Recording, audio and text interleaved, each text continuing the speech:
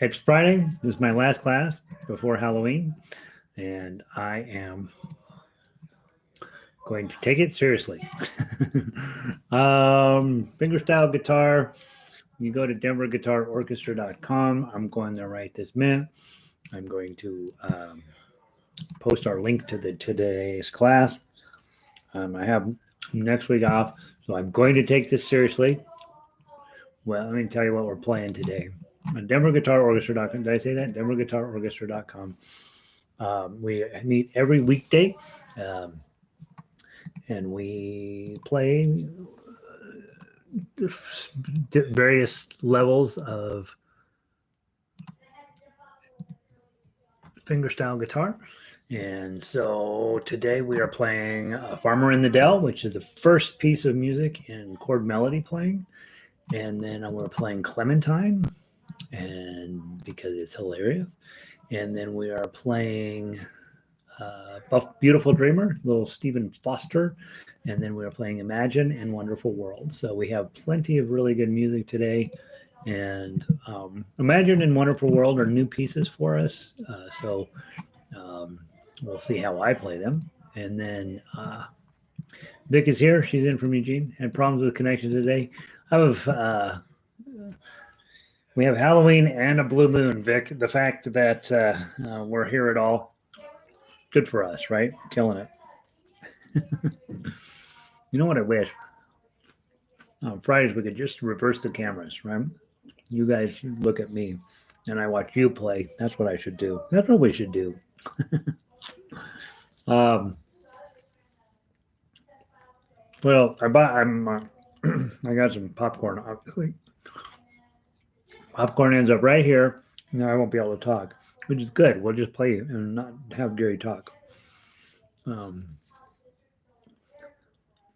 Everybody's loading in. We got about 3 minutes before we get started.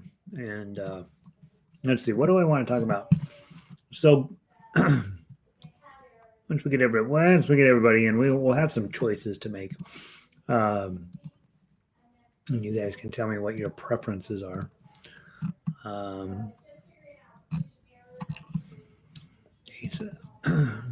I've started occasionally, not every day. Well, I try to do it once a day. I post a link with YouTube when I start up the screen. I have to take a picture of myself and look like an idiot. And so then I take a picture of myself, and then it says, "Do you want to share this?" And I used to just be able to share it to the website. Well, now they were letting us share it to Twitter at the same time. So I try to pick the one class a day to share to Twitter, and because I think it'll help us with our rankings with Google. And so now Twitter is always open in a window for me, in which I use Twitter to find out kind of what news is going on. And but it's always opening. And Twitter has this thing where they have the first post is real, and then the next post is an advertisement, and they get me every single time. I look at it, and they have some sort of dramatic photo on there. You're not going to believe this, and I'm like, what? So I click on it, and then it's clickbait. So like, like, here's the top prettiest golfers in the world. And you're like, oh, brother, delete. Next time, shocking fish stories. And you go there and it's just names of fish, funny names of boats of fish. Oh, Vic is against the reverse camera idea.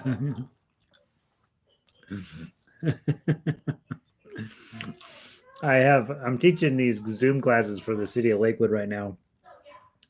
And, of course, with Zoom, everybody can see you. And I have all my students that just log in, set it up. Everything's great. And then I have one person, nope, not turn on the camera. Nope. All right. Awesome. I don't care. Hey, Evelyn, welcome in. There's going to come a day when I broadcast in my pajamas. That's, I think, is a pretty good idea, Vic. I'll just start wearing my pajamas. My thought was, here's how I think about this, because my wife's mad. She's like, you should put a different shirt on. And I have lots of these black shirts, by the way. They're all different, but they all look identical. was that if I just wear a shirt that's the same every day, then people won't look at what I'm wearing and they will look at what I'm trying to teach. And so that was my thought process. But I'm as sick of these polo shirts as you. And so I may have to go shopping for other YouTube appropriate attire. All right. Well, it's 3:06. Let's play some guitar. Hi, everybody. Glad you're here. Fridays, we usually have a little bit smaller group that shows up. People head out of town early and stuff. So we will go with who we got. And in the middle of this, if I knock over dead, it's because a piece of popcorn got stuck in my neck and I can't breathe anymore.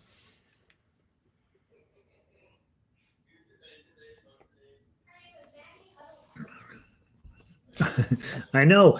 It's fascinating.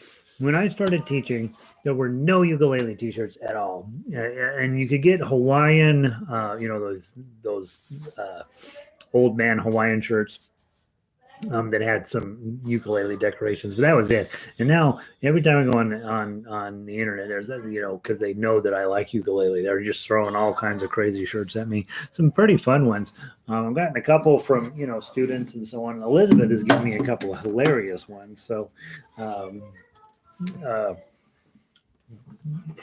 I just figure if I wear a black shirt, you won't look at my shirt or my face, and you'll just look at your guitar, and then and that's what we want anyway. Today, let's do a scale. I don't know which scale. I think we did scale number 2. So let's do scale number 3 today. Where are my scales? Here they are, 5 guitar scales. So I think last one we did was the key of G, and by the way, welcome in, Jennifer. Good to see you. The key of D scale is the fun one on guitar because you get to do 2 separate bars, which is very exciting, or 2 positional playing, I guess I should say. So in the key of D, the lowest D that we have on the guitar is your 4th string. And so that's pretty high, honestly. By the way, I was going to mention, I forgot it in all the other classes today. That note on your guitar will be notated 5th string, 3rd fret. That is what it says is middle C. On all sheet music that you get, they will assume that's where middle C is. That's not where middle C is. The real middle C is right here. Okay. So, of course, you make your C chord. You got your low C and your high C. This is actually middle C, but because we write guitar music an octave lower, this is what is notated as middle C, even though it's an octave below. So it doesn't really matter until you get ready to work on a computer and you want the computer, the software to print out the music in the correct sound font. Your guitar will sound in the computer way too high if you don't use the correct clef. And so when you're working in your software, you have to use the octave clef with the 8 underneath there. But just to get you oriented, I know at least, well, a bunch of you guys are had other music in your life, and that's that. Now, for the scales, as I say all the time, I don't think that learning how to read standard notation on guitar is necessary unless you want to get smarter or you want to go to college in guitar. And in those 2 cases, you have to know how to read standard notation. Other than that, in my mind, tablature is a superior way to play this instrument. Now, lowest D note is here. And then we're going to use middle finger to get the 2. That's your E. F sharps. Okay, all of the F's in D are sharp. So you're going to use your 4. Then you're going to use a 0 for the open G. Then an A on 2. Then you're going to go to the 2nd string, O 2 3. B, C sharp, D. There's your high D right there. E open, F sharp. The 3 is your G again. Now you switch positions to 5 to play 5 and 7 only. Ring finger here on 7. Then you're going to switch all the way to ninth position. Okay, and let's just talk very briefly about why that matters. On ukulele, it doesn't matter because you can reach a lot of frets. On guitar, it matters a lot because you really can't reach more than an extra fret, right? You really, if you needed to reach 2 frets, you'd be in bad shape. So when you watch classical guitar players playing a piece of music that's written for classical guitar, you don't see crazy jumps because guitarists know better. But when you see a piece of music on classical guitar that has been transposed or brought in from another piece of music, it's sort of normal to see them having to do some pretty big jumps because the music was not designed to be played on this instrument. When we are thinking about positional playing and we're saying, all right, I'm going to play up to this 3, my next note's a 5, theoretically I can reach that 5. That's about as far as I can go. But then I'm in a pickle because I still got to get to 7, 9, and 10. So it's much smarter to be thinking about playing in first position, playing in 5th position, and playing in 9th position. And here's what's nice about that. If you're in first position, you're covering 1, 2, 3, 4. Okay, those are your fingers. When you're playing in 5th position, and then you're out of fingers, right? So then you slide up to 5th position, 5, 6, 7, 8. Okay, that's your 5th position. That's a very normal position to play guitar. And then finally, the nice part is 9, 10, 11, 12. Perfect. That's how many fingers you got. So those are the 2 main positions. And of course, with every set of scales, those are all open to discussion about whether that makes the most sense or not. On this particular scale, it does. But there are when you're working scales on guitar, you are not going to see big stretches with your fingers. That's the opposite of what we're working on. We do that sometimes I'm playing a song, but when you're playing scales, you want to have either 1 fret this way or 1 fret this way, and otherwise you are in position. And so that's what we're working here. Okay, once we get up to 10, 9, 9, 10, then we're going to turn right around 9. The ring finger is going to hit 7 and then down to 5 and then go back into first position. 3, 2, 0, 3, 2, 0, 2, 0, 4, 2, 0. Okay, so let's do that a couple of times. If you're not using tablature, good for you. Very proud of you. Whether you are using tablature or not, you should be saying the names of the notes as you play them. So in other words, D, E, D, whoops, E, F sharp, G, A, B, C sharp, D, so on. That way you get where you're looking at the note and you're knowing the name of it, first of all, because it's not unimportant. Every good boy does fine, right? Knowing them where those notes are on your clef, which most of you guys probably know, maybe not. But then you also need to know where those notes are on your fretboard. And so by saying the names as you play them helps you narrow that down. Let's play the D scale. 1, 2, 3, 4.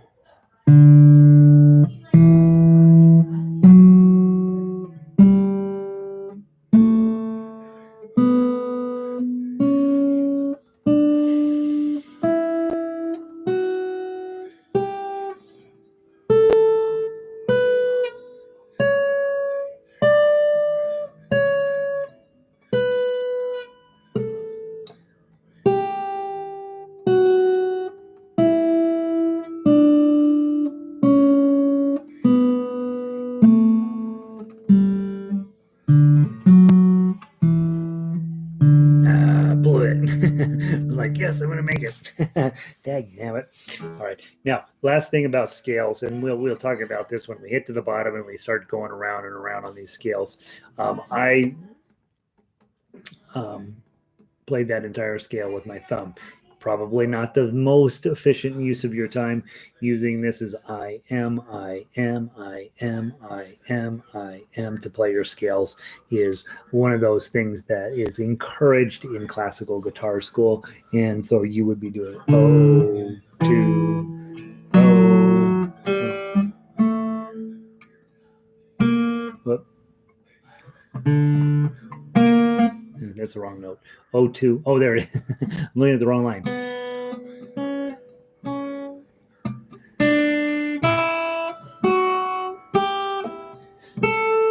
chords, changing out your finger every other one. Right, so just be using index, middle, index, middle, index, at least to get started, right? Eventually you'll do index, middle, ring, and then you ring, middle, index, or whatever. But that's a way to work your right hand at the same time. I like to if I'm going to play a scale, I have a tendency to default to my thumb, and I'm already pretty good with my thumb, so it would do me a whole lot of good to be working these guys. All right, there's your scale. Moving on, Farmer in the Dell.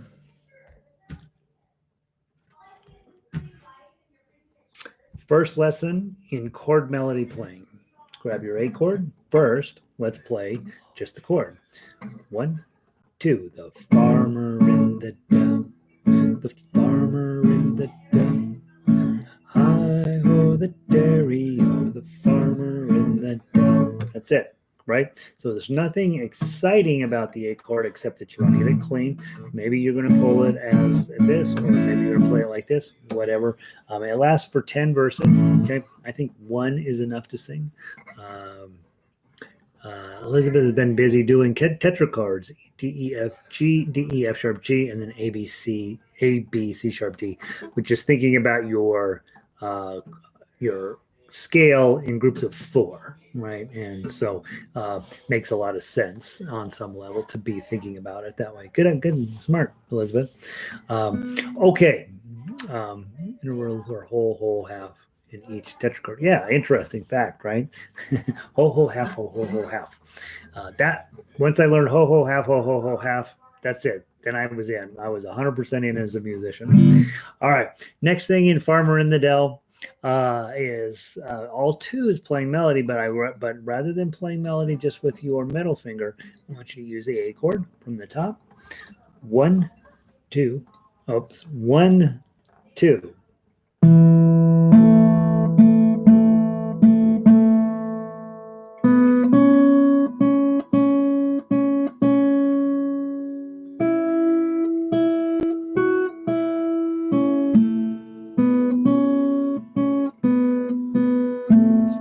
Time.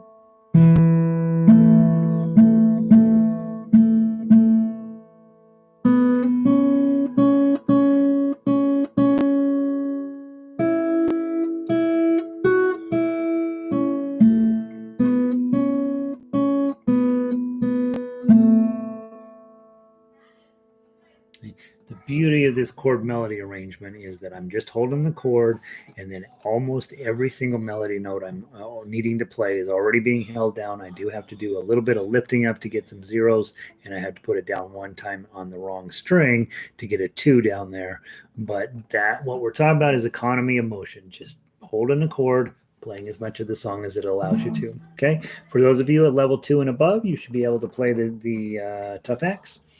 1, 2. One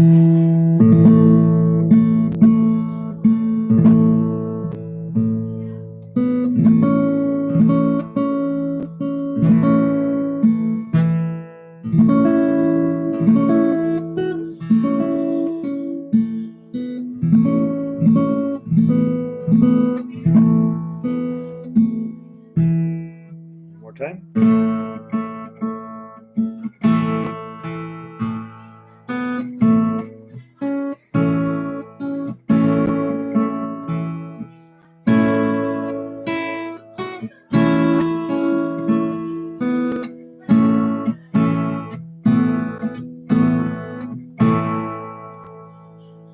Okay, very nice. Okay. Good. Yeah. Smart stuff, Elizabeth. Smart stuff, right? Thinking about the shape of this, the shape you need to do your chords or to do your scales as well. Guitar's all about shapes. You guys probably have already figured this out. Is there this shape goes to this shape, goes to that shape, down to this shape, and sometimes those shapes make sense and sometimes they don't. In this case, it makes a lot of sense, right? You grab that shape, you're able to play all of the melody for the most part, with a couple of exceptions, and then honestly, then go in by holding that shape. You're also able to play the chord melody. All right, Farmer in the Dell, very lovely. If I was new, I would dive into that like nobody's business. That piece of music there is not the greatest piece of music ever written, but it's probably the most helpful with getting you up to speed at playing chord melody on guitar. All right, next up, Clementine. Okay, those guys in level 2, or if let me again sing the praises of book 2. Book 2 has every single thing in it. Every single thing in it you're going to need to play book 3 and book 4. So get solid on these songs that are a little bit easier to play, so that you can then move on to book 2 and or book 3 and book 4 without a lot of angst. You'll notice as we get into book 3 and book 4 today, boy, those pieces are quite a bit harder to play. So you really want to have your basics tool set in place pretty solid before you decide, yep, I'm done with book 2. I've been playing book 2 forever. I love book 2. All right, Clementine, 2 chords. And let's do a little bit. Let's do it. Let's sing it through a couple of times. 1, 2. In a cavern, in a canyon, excavating for a month, dwelt a miner, 49er, and his dog, Clementine.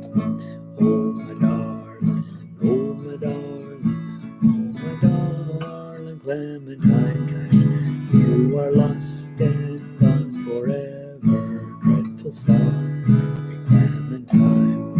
Light she was, and like a fairy, and her shoes were number 9. Herring boxes without tops, as sandals were, Clementine. Oh, my darling, oh, my darling, oh, my darling Clementine. You are lost and gone forever, dreadful sorrow, Clementine. I'm getting very jumpy, right? I'm pulling my chords way before I need to. And it's because I'm not thinking, right? I'm not in the game. You can usually feel a chord change coming by and you're like, okay, I got a chord change coming up. I can feel it. And so again, be listening to yourself play. The real technical issue there is, can I get from A to E7 and back to A in good timing? And if I can't, am I leaving my previous chord in enough time, maybe only one strum to get onto the next chord quickly? And again, A to E7, back to A, that's coming up in your guitar life probably every single day. So getting really good at it is a good idea. Let's play the melody from the top. 1, 2.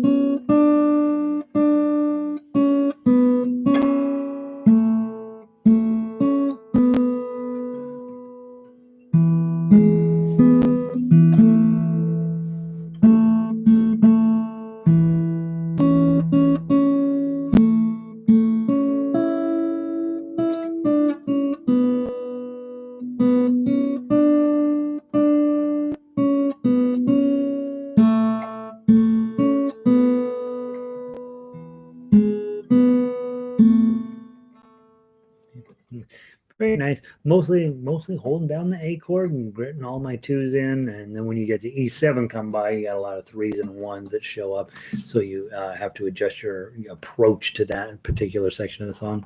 All right, level 2 and above. Let's do the tough acts. Remember, grab the chord first and then see how far it takes you. 1, 2.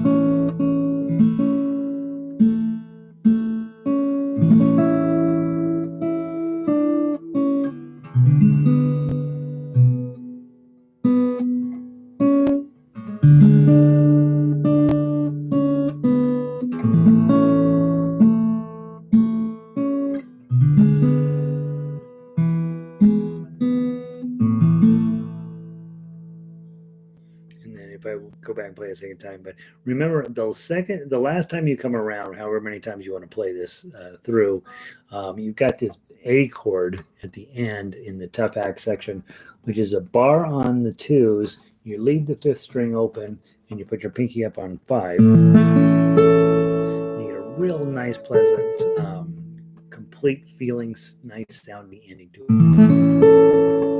Because that's an A note right there. Sounds really pretty with the rest of the song. All right, there's a Clementine. Let's go take a look at level 3. Let's go grab Beautiful Dreamer. And let's just double check here. Where do I get books 1 and 2? You have books 1 and 2. It's basic. You could send me an email, Jennifer, but honestly, it's just easier to have the individual sheets. So they're all on the website. All of the songs in the books are on the website. The only thing that's not on the website is the actual book itself, which includes some instruction. And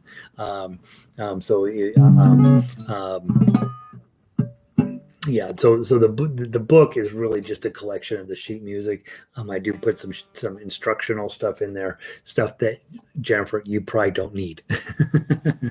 But yeah, so I do have the actual books, but I just don't put the book itself on the website. I just have the sheet music up there for the book, and that's basically everything on the sheet music is what's in the book. So you probably don't necessarily need the book. All right. Beautiful Dreamer. Since I do want to play Wonderful World and Imagine, we're just going to play through this one time. We will play all the way down to measure 24, and then we will come back to 13. Then we will play all the way down to measure 48, and then we will come back to 13. And then we will play down to 24 again and come back to 13. And then we'll play 13 to the end. Okay, so we're going to play the whole song, but there's a lot of bouncing back and forth. Okay, and so I will try to help remind you where we are as we go along. How about that? So we'll start at measure 1 and go from there. 1, 2, and by the way, if your chords, play chords. You know, if that's what you're working on, do it. If you're playing melody, play melody. And I'm going to play tough acts. 1, 2, 3.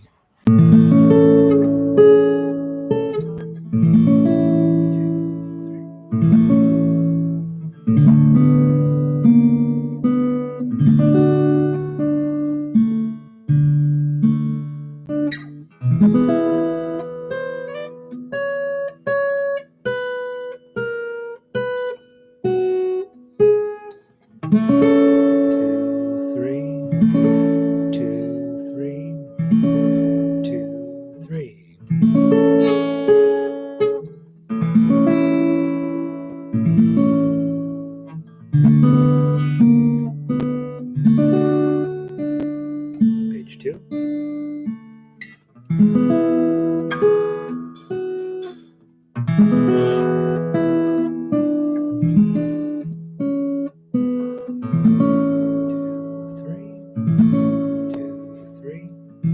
Back to 13.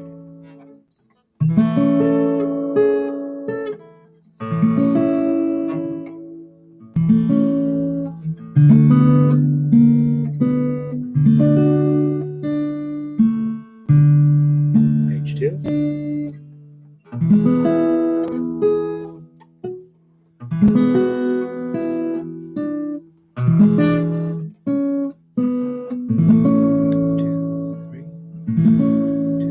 Keep going forward. 3.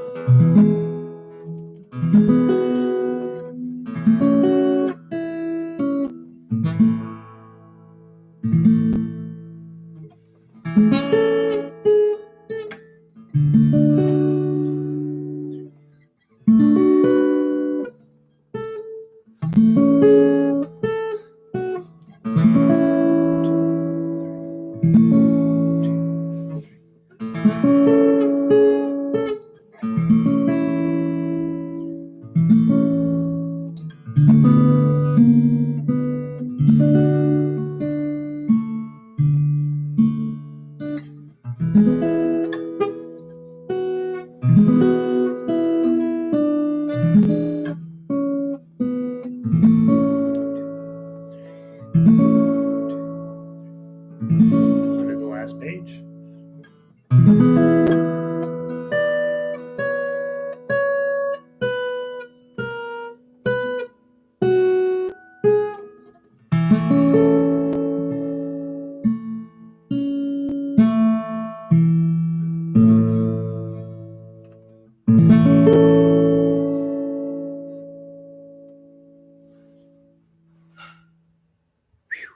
There we go.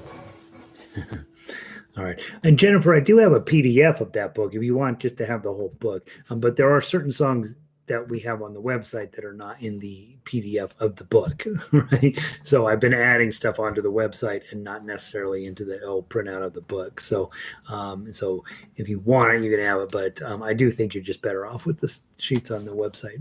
All right, that's a nice tune, right? That's a pretty nice piece of work.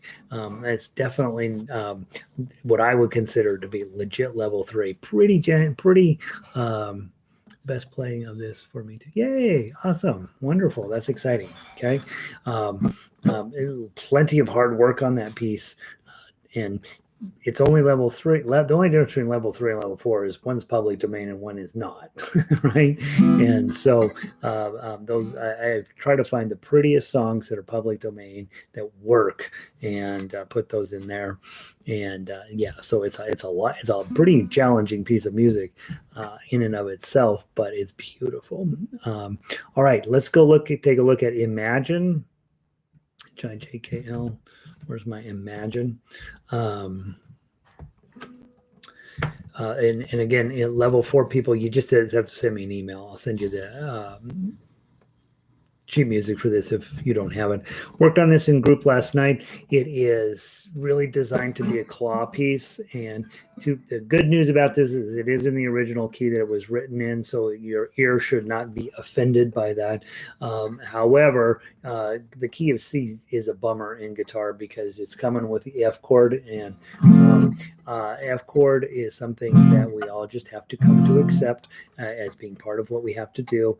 And in the beginning, yours is not going to sound that great, and that's okay. Okay. So let's give this a try, see how we do, nice and slow. Yeah, let's see what we comes up with. 1, 2, 3, 4.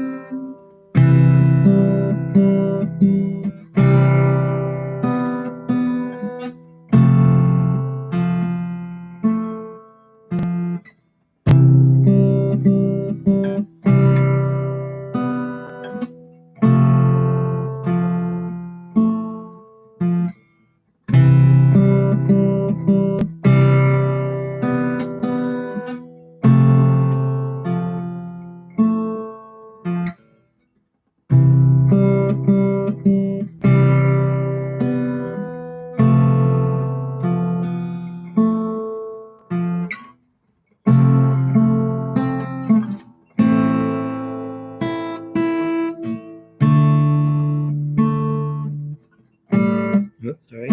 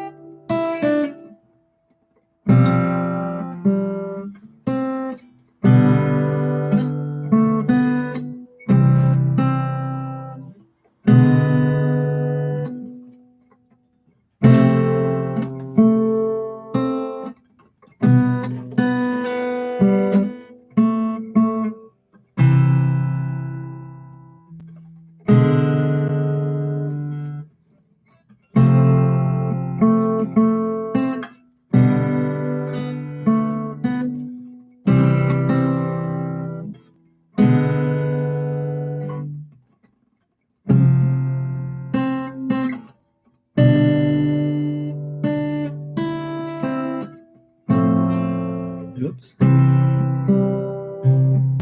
And back to what number do you go back to? 17, I think. 18.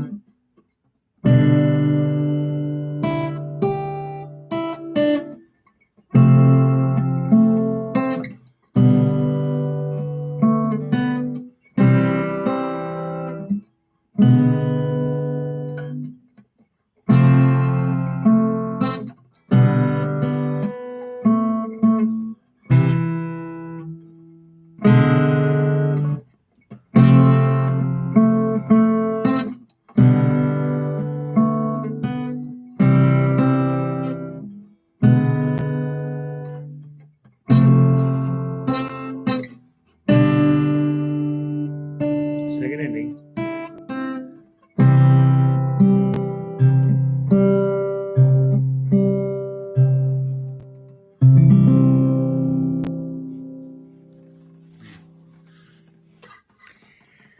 Every time I play in the key of C on guitar, I feel like I am going to a death cage match with my F chord. Sometimes it's there, sometimes it's not. And so, original key, not the best key for guitar, but but I think overall we played this with the local orchestra here, and it does sound nice. It really does. And the fact that now you have to do the whole entire job of the orchestra, playing all of the charts and chords and everything, quite a lot of work. But I think you take it slow, like right, we're playing it significantly slower than it's supposed to be played. But who cares, right? And there's John Lennon's not coming in to tell you you're playing it too slow. So. Let's see.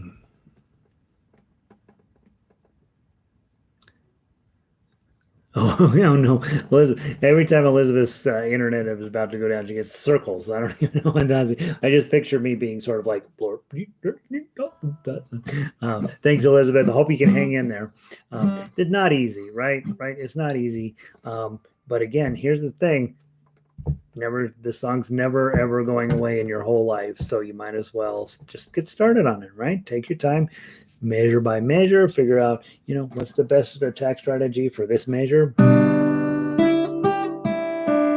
right? And then just set it into your I'm playing that measure this way.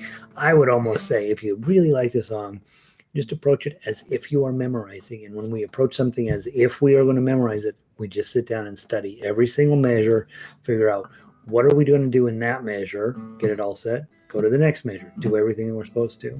Let's see. All right. Thanks, Jennifer. Have a great week. Yeah, the chords are way over your head on this one, Jennifer. Yeah, don't come to lesson number 2 and think you're playing this one, right? But the melody is fine. The melody is good for you, and that's going to just get your fingers set up and get your calluses set in on the bigger machine. And so yeah, so delighted you're here, Jennifer. Have a great weekend, and I will see you in a week and a half. All right, finally, okay, let's go grab a wonderful world and wrap up today with that. And then just a brief discussion for those of you guys that are regulars. We're going to switch. This class is going to go to the mornings, and I know for some of you that means, well, I'm out. But my current schedule is not sustainable, so I need to move this to the morning hours so that I have some time in the afternoon to do my writing. And so this guitar class, I'm taking a week off to do some stuff. You can't believe what a mess this side of the room is. We're going to take a week off, get things straightened up, get my head back under me, and then the week after, the Monday after this one coming, we'll be having this class at 9 a.m. and I'll send you guys an email. So if you're not on the email list at the website denverguitarorchestra.com, please go toss your email in there, and that way I can keep you updated as to what's going on. And of course, if you don't read your emails, then it doesn't matter. But whatever. Wonderful World. Play down through 16, back to number 1. Play all the way down to 35, skipping measures. 14, 15, and 16. The third time you come back, you do the same. You go to 13, and then you're going to jump all the way to the end at 36. So you play the top part 3 times, and everything else just gets played once. All right. Again, it's Friday afternoon. We don't need to be great, right? We're just working our way through it, trying to find those places that are going to ruin our lives. Play it in whatever way makes sense to you. From the top, 2-beat count in. Here we go. 1, 2.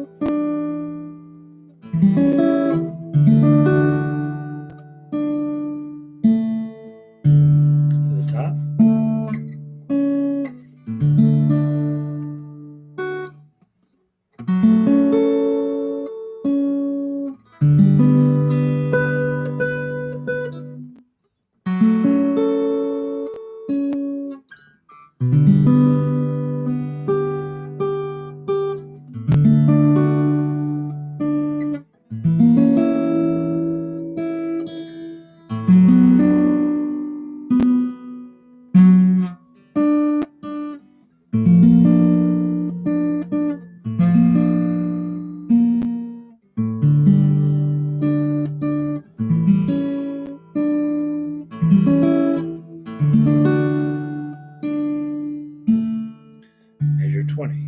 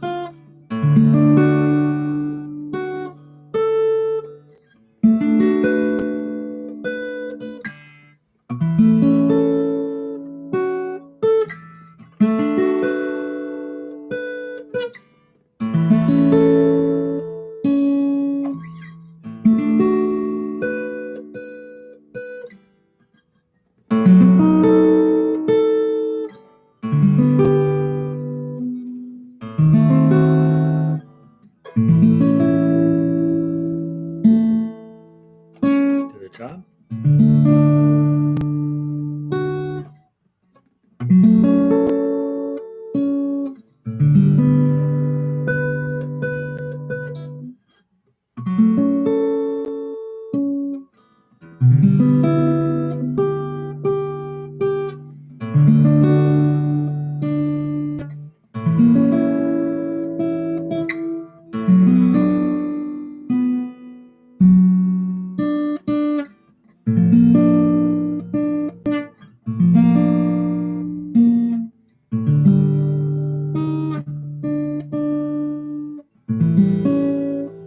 Jump to 36.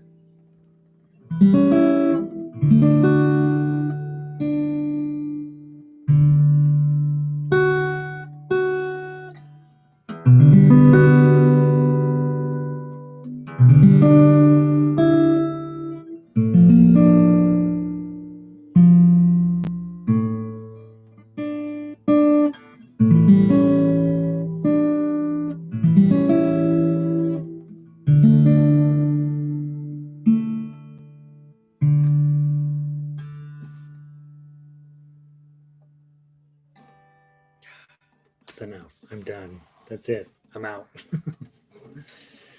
Friday. Last class of the day. I have next week off. I'm out. I'm eating popcorn. Guys, how are you playing? You feeling good? Feeling happy? Feeling like you got something to keep you busy for the next week while I'm gadding about? Doing page one okay. What's on page one? In my mind, to be honest, I think page one is beautiful, right? The hardest things you got to deal with are those stupid F sharp minors in measures 2 and 4. After that,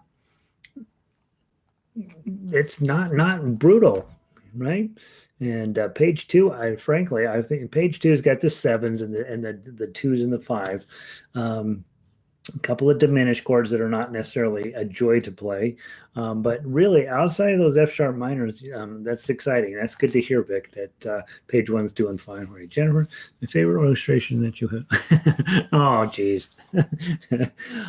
Louis Armstrong, number one, me, number two. How about that? We can work on that, Jennifer. Thank you. Very kind. You're very sweet. Let's see. Yay. Again, I have a very happy birthday week. Yeah. Thank you, Evelyn. I appreciate it. Hopefully you guys this is a piece that I think that no matter what level you're at, you got plenty to keep yourself busy. So good for you. Thanks, everybody.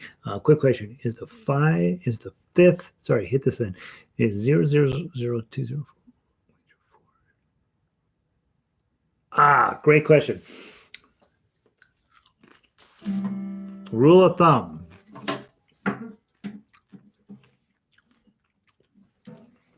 Hold on, my guitar got grabbed onto the guitar stand.